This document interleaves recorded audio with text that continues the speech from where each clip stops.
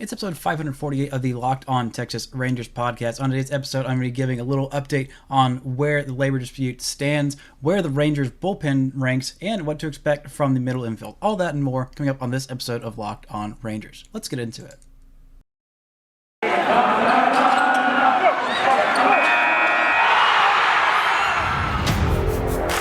You are Locked On Rangers, your daily Texas Rangers podcast.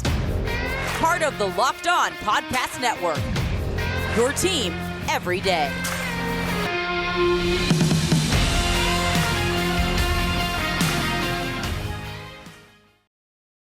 You are Locked On to the Texas Rangers. I'm your host, Brice Paterik, here today. Thank you guys so much for making Locked On Rangers your very first listen every single day. If you're not already, go ahead and follow me on Twitter at Brice Paterik. Follow the show at Locked On Rangers and subscribe on YouTube. We are over 500. We are closing in on 600 subscribers on YouTube. So if you could help us bump out those numbers, that would be fantastic. But we are sitting here on March the 7th. We have a few updates in the labor disagreement. I'm also going to talk a little bit about the Rangers bullpen and some things to expect there, and also finish up with our favorite topic, Marcus Semien and Corey Seager. Now, let's get into the labor dispute. There are a few updates that have happened. The sides have started meeting again after missing the deadline, and Rob Manfred in Major League Baseball canceled the first two series of games, which I'm expecting will continue sometime soon. There will be another announcement that more games have been canceled. It's looking like it'll take about 3 weeks from when an agreement is reached, from the time that happens until we can start opening day or whatever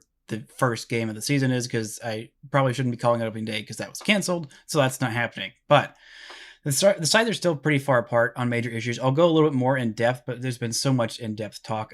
But thankfully, two of our friends on the Locked On Network did a very good segment, a good show that I'm going to borrow segments from their show to talk a little bit more in depth, because they're a little bit smarter about the CBA negotiations and what's going on there. But basically what you need to know is that they're very far apart on both sides, and two major areas that they're fighting on tooth and nail right now. It doesn't seem like either side is willing to budge at all, is the competitive balance tax, or the CBT, and also the pre-arbitration bonus pool. Now, what those two things are, the CBT is basically a salary cap without a salary cap. It was initially introduced as a way to curb runaway spending, which it hasn't been at all. It's basically just a luxury tax, a salary cap, and it prevents teams from spending a whole lot of money and giving players what they need and paying players what they're worth. Now, if we look at the salaries, Major League Baseball's average salary has gone down significantly in the last 4 years, while revenue continues to just skyrocket. And if you look at the median salary, which, is a little bit, I think, more accurate when you have a whole lot of numbers on one side, either on the low range or the high range, and more than half of Major League Baseball last year players were making the minimum salary. So the median salary of Major League Baseball players has plummeted the last few years since the last competitive or collective bargaining agreement. And that is really goes to show you how things have gotten so far out of hand. Only two teams spent in past the luxury tax, or the CBT limit, last year. That was the Dodgers and the Padres, and they don't really mind doing it. The CBT is basically the entire reason that the Red Sox, instead of paying their homegrown amazing superstar Mookie Betts, decided to trade him for cents on the dollar to the Dodgers. It's absolutely ludicrous. And so few teams, it's not just about teams not hitting it, it's about teams not coming close and not wanting to come close. And if they are, even if they're competitive, them being scared of doing that. But it's really, really troublesome. It's not functioning as it was initially supposed to work, even though I'm pretty sure this is exactly what they had in mind when they brought this about.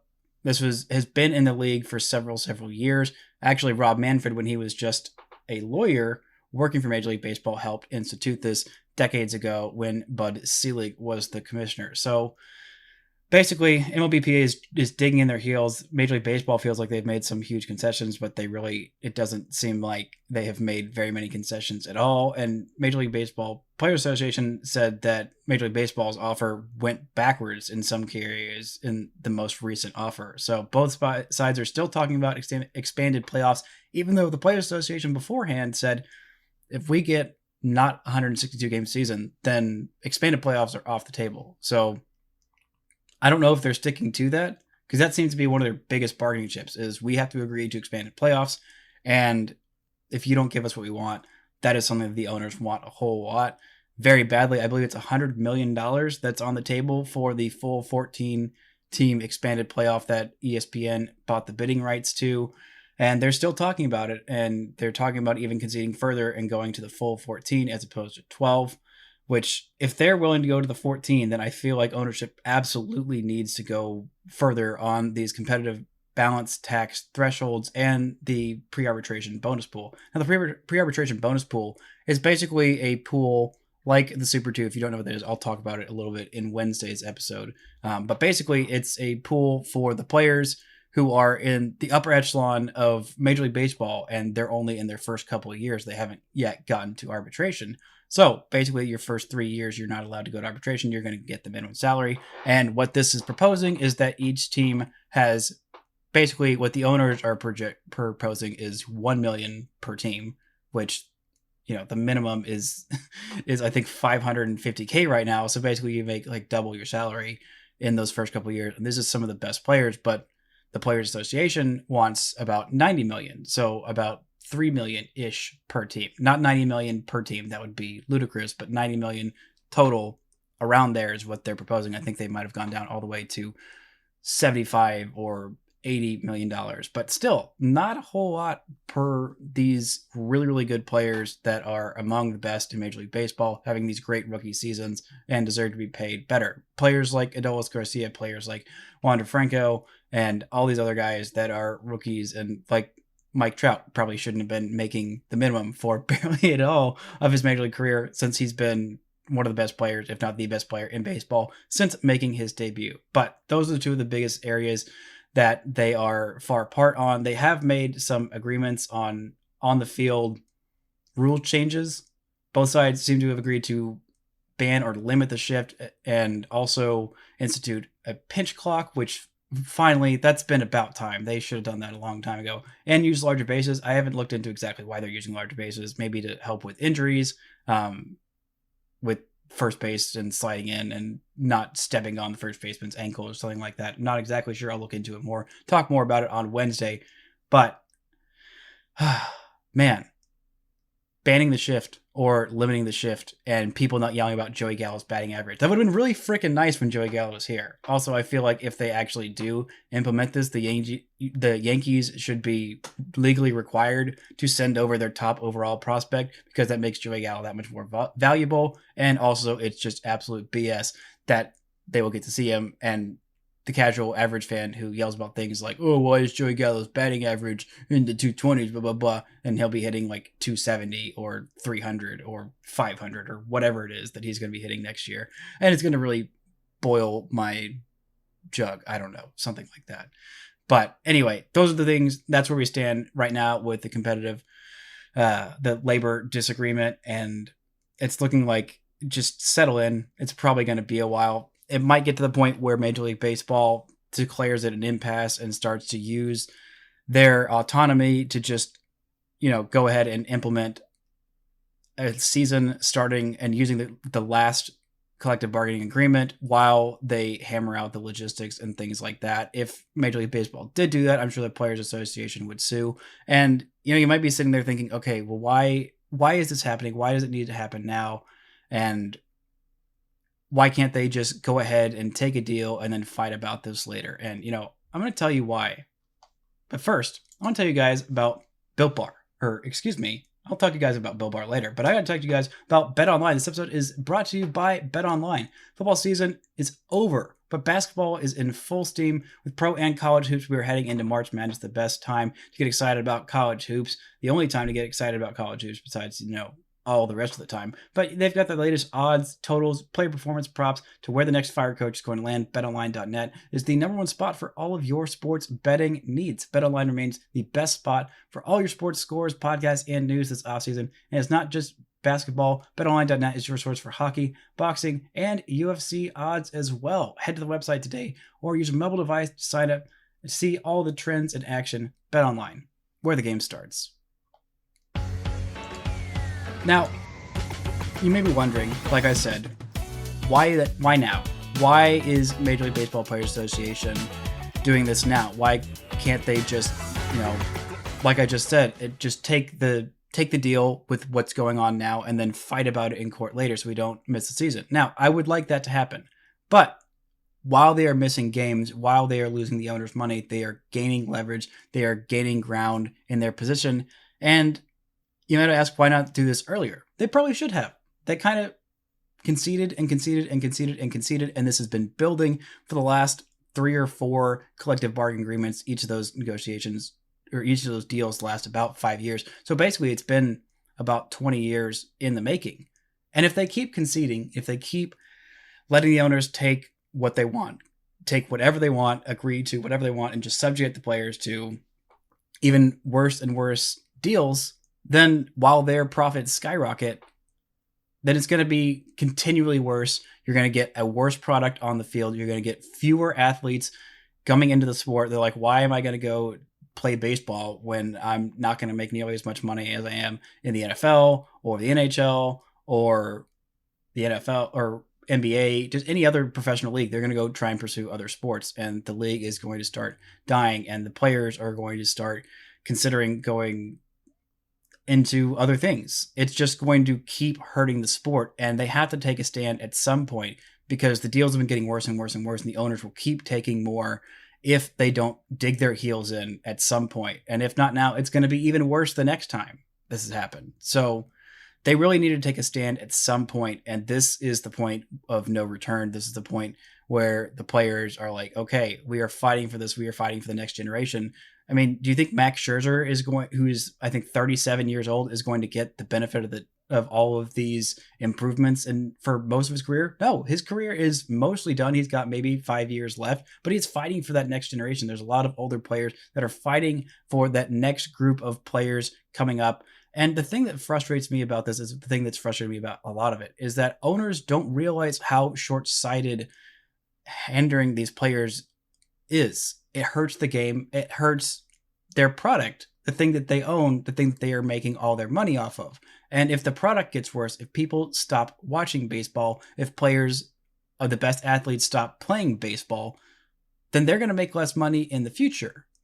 It's just so incredibly short-sighted. It's the same thing with paying minor league players, giving them housing and providing them with benefits like that. You're going to get better minor league players. If you pay the major league players what they're worth, you're going to get happier, more content, better major league players. If you give the fans a better product, you're going to get more fans. You're going to have more people watching your product, making you money, spending on things that will give you money. And it's just a better overall deal for you. Anyway, I've rambled too much on that. Now let's get into ranking where the Rangers bullpen sits in the American League West right now. I think last year they had a solid bullpen. Probably 4th or 5th because they had Ian Kennedy, who again was their third choice, I believe, for closer at the beginning of the season after 2 key injuries to 2 of their better relievers in Jose Leclerc and Jonathan Hernandez. And he did a fantastic job, was, basically all-star caliber, had a 2.51 ERA in 32 games and 16 saves, was just everything the Rangers needed him to be and more. And the rest of their bullpen was pretty solid as well. Taylor Hearn did an okay job while he was in the pen and transitioned to a starter. He is going to be a starter next year. They also had guys like Brett Martin step up. Spencer Patton did much better than anybody, especially me, expected him to do. John King had a fantastic season, and Joe Barlow was the breakout star and earning the Rangers closer role at the end of the year. And I think he's probably going to hold it into next year. This is a very, very deep pen. I think they are fantastic. So I'm putting them number 2. Number 1, obviously, is probably the Houston Astros. They had one of the better pens in baseball last year. Ryan Presley was just unhittable as their closer. Christian Javier did well as, in addition to him, Ryan Stanek. Brooks really didn't have that great a season, but they brought in guys at the deadline like Kendall Graveman. They also had Blake Taylor as well. Just a very, very deep bullpen for the Astros, and really, really good at the very top end of it. Now, at number 3, I think I have to put the Seattle Mariners.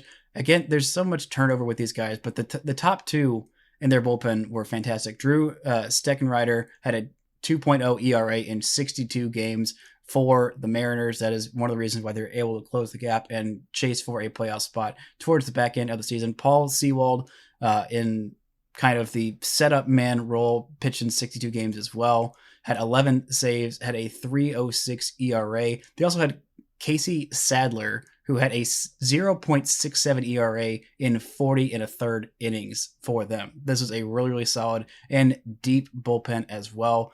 They had a lot of guys do very well. They had Kendall Graveman, who was there and had a sub 1 ERA before they traded him to the Astros, a deal that I know that many Mariners fans were mad about because they probably could have used him towards the back end of the season. But they also had Diego Castillo, who did very well in the pen, Joe Smith as well. Just a lot of deep arms, pretty competitive with the Rangers. But again, I think the Rangers' depth, plus having Jose Leclerc and Jonathan Hernandez, who again aren't expected to come back until the end of May. But at this point, where the lockout is going, I think that means they're going to be ready for the first game of the season, which sucks to say. But again, I think at the very earliest, we're going to see it start the beginning of May, maybe on Star Wars Day, May the 4th. That would be really fun for me personally. Just a big, big day for me in general. But I think it's looking more like a July or June start. So those guys would be ready for the start of the season. You're also going to have guys in the pen like Nick Snyder's going to be coming back. You're going to have Dennis Santana, maybe Josh Sborz. I'm not sure exactly where the Rangers ended up on him or how they feel about him at the moment, but he had some solid moments and some shaky moments, which again, you can say for a lot of people. There's also guys like Matt Bush that's in the running, DeMarcus Evans, maybe Glenn Otto, maybe a young guy on the farm, Chase Lee, former Bama guy, the Viper, as they call him, went straight into Double-A last year out of the draft.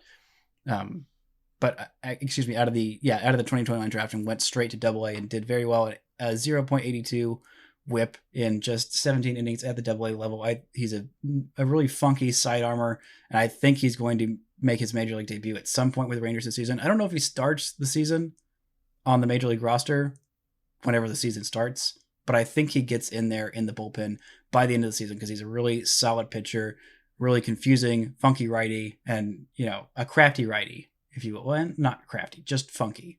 But I like that. I like a funky righty, and I also like a Bama guy, as you can probably guess by the Bama poster hanging above my head. Now, I'm going to get into my predictions and what the Rangers' middle infield is going to look like, including guys on the bench and all that good stuff. But first, I want to tell you guys about Built Bar. This time of year, it's the beginning of March, and I've definitely given up on almost all of my resolutions except for ones to eat healthy, because Built Bar makes that so much easier because their bars are absolutely delicious. If you haven't tried the Built Bar Puffs, they are fantastic. You're missing out on one of the best tasting Built bars, and that's saying something because Built Bars are all fantastic. Puffs are a fan favorite. They got some incredible flavors. Yummy cinnamony churro, coconut marshmallow, banana cream pie. They're so good. These are going to be your new favorite Built Bars. All Built Bars are covered in 100% real chocolate. Yes, that includes the puffs, the marshmallow infused with protein. This is just, the future is fantastic. Built Bar is bringing us into the future with marshmallows that are infused with protein and that are good for you. Most Built Bars contain 130 calories, 4 grams of sugar, 4 net carbs, and 17 grams of protein. So if you want to go check them out, go to built.com. Use promo code LOCKED15 to get 15% off your order. Use promo code LOCKED15 for 15% off at built.com. This episode is also brought to you by Rock Auto. With the ever-increasing number of makes and models, it's now impossible for your local chain auto parts store to stock all the parts you need. Why would you endure all their questions and wait while the person behind the counter orders parts on their computer, choosing only the brand their warehouse happens to carry? You have computers with access to rockauto.com at home and in your pocket. You can save time and money when using Rock Auto, but you spend up to 30, 50, even 100% more for the same parts from a chain store or a car dealership. Rock Auto is a family business serving do-it-yourselfers for over 20 years. Their prices are reliably low and the same for every single customer. They've got everything you need: brake parts, tail lamps, motor oil, even new carpet. So go to rockauto.com right now. Check out all the parts available for your car or truck. Write Locked On in their How Did You Hear About Us box so they know we sent you. Amazing selection, reliably low prices, all the parts your car will ever need at rockauto.com. Now let's take a look at this middle infield, which I said before, I think the Rangers have the best middle infield, if not the best infield in all of the American League West. And while I don't know that they have the best infield overall in the entirety of Major League Baseball, I would say they have the best middle infield in Major League Baseball. The only team that I think is close to it is the Padres, and that's if Jake Cronenworth is playing second base. They have Fernando Tatis Jr. at shortstop and Jake Cronenworth. And even then, I think this middle infield really gives them a run for their money. Marcus Semien just had one of the best, if not the best, season as a full-time second baseman in Major League Baseball history. He set the record with 45 home runs as a primary second baseman. He was just absolutely incredible. Had 15 stolen bases in just one time where he was caught stealing, an OPS of 873, finished third in MVP voting behind two absolutely historic seasons. Any other normal regular season, he probably would have won it. But again, what hope did anybody have against Shohei Ohtani last year or against his own teammate, Vladimir Guerrero Jr.? The guy was fantastic, won a Gold Glove, won a Silver Slugger, was an All-Star for the first time, which, again, how in the heck was he an All-Star for the first time? But the last 262-game seasons, he had finished top three, third specifically, in American League MVP voting. This guy is as good as it gets. He is as consistent as it gets. Played 162 in both of those 162-game seasons and did play 53 games in the 2020 where he kind of fell off of his standard. But he is a full-time second baseman now. Corey Seager is there and had a fantastic year last year, has dealt with some injuries before. Last year, got hit in the hand, or hit in the arm with a pitch, which, again, there's not a whole lot you can do there. You can't say, oh, well, he's super brittle bone by getting hit in the arm with a 95-mile-an-hour fastball, and that broke his arm. Like, he needs to be more durable. Like, no, anybody who gets hit in the arm like he did is going to have a broken arm. But he came back, played 95 games, 409 plate appearances with a 915 OPS, had 16 home runs, 22 doubles, a 145 OPS plus. It's been fantastic the last two seasons. Had a 150 OPS plus in the season before, where he played 52 games of a 60-game season and had 15 home runs. This guy absolutely mashes. I think his defense will be, kind of like Marcus Semien when he was in his early days of playing shortstop and was struggling a little bit. And I think a little bit of his defense got aided by having the Platinum Glover Matt Chapman playing next to him. I think that Isaiah kind of left out. Well, I would have loved to have Josh Young there on the left side of that infield playing third base. I would have loved that. But I think having Isaiah kind of left there will make it much easier to have Corey Seager there at shortstop. They're going to have two Gold Glovers at second base and at third base, and they're going to have two kind of defensive liabilities. Nathaniel Lowe more so, I think, than Corey Seager. But again, two really good infielders that might end up having just about an average infield there. But these guys are absolute all-stars, two of the best free agent signings in the Rangers franchise history. And when you look at the bench, there's going to be a few options for them behind them. Not a whole lot of options at shortstop behind Corey Seager. I think a lot of it is going to be just Isaiah kind of left. I don't think they're going to go sign somebody that's going to be, necessarily ready to come in and play a whole lot of shortstop, but I think they've got a couple of guys who in a pinch can play second base. They'll have Andy Ibanez, who I think will get a decent amount of time there. They have Eli White on the roster, I think, at the moment, because they love Eli White. I don't love him as much as they do, but that's fine. Nick Solak can also play some second base and do okay there for them, but they've got some options. I don't think they're going to sign anybody else, like I said, for shortstop, so it's going to be a lot of Andy Ibanez getting quite a few days, I believe. Probably won't get that many days at second base because, again, Marcus Semien played all 162. So I'm expecting he wants to play all 162 or however many games end up being played this season. If it is fewer than 162, then he's probably going to play all of them. Corey Seager will need quite a few days off. So I think Andy Ibanez being able to play third base, being able to play it capably and bring some offense and handle the defensive side, I think pretty well, should be able to give IKF some days where he shifts over and plays shortstop while Corey Seager either gets a full day off or DHs for a day. I think that will be very helpful having someone with IKF's defensive versatility, whereas if Josh Young was there, then, he'd be able to get a whole lot more days off because IKF would probably end up being on the bench or maybe be traded for something else. But at this point, I think basically the bench behind them is going to be Nick Solak, Andy Ibanez, and maybe some Eli White, along with IKF filling in wherever they need him. But these two guys are going to be absolute pillars of the Rangers offense. That whole from most of the infield outside of IKF offensively is going to bring a whole lot of power, and being able to use them as the anchors of their lineup. And nobody is going to be able to pitch around Adolis Garcia and Nathaniel Lowe like they did towards the back half of last year, or just, pitch around pretty much the entirety of that lineup the back half of last year, because it was some really rough going in the post All-Star break, as you well know. But the Rangers are going to be much better. I think they have the best middle infield in all of baseball. Both of these guys are going to do very well. I'm hoping for a 900 plus OPS again from Corey Seager. I would like to see those home runs go up just a little bit from where they were. The on base was fantastic last year. I believe the best in his career at 394 on base. If you don't count the 27 games he played in 2015, where he didn't quite break the rookie standard before winning Rookie of the Year the very next year and finishing third in MVP in a fantastic season in 2016 for the Dodgers. But I have big expectations for him, hoping he can stay healthy, hoping he can actually get on the field, hoping he can get a stupid season played, because both these guys are so good. I just absolutely cannot wait. Have been chomping at the bit to just see them on the practice field, on the infield, taking some ground balls, wearing some Rangers gear, even with the perennially dumb spring training logo that they choose to trot out there. I think they look okay this year, but who knows how long we'll actually get to see them, or when we'll get to see the actual big leaguers in that Rangers spring training gear. But that's where the Rangers middle infield, things that you should expect from them.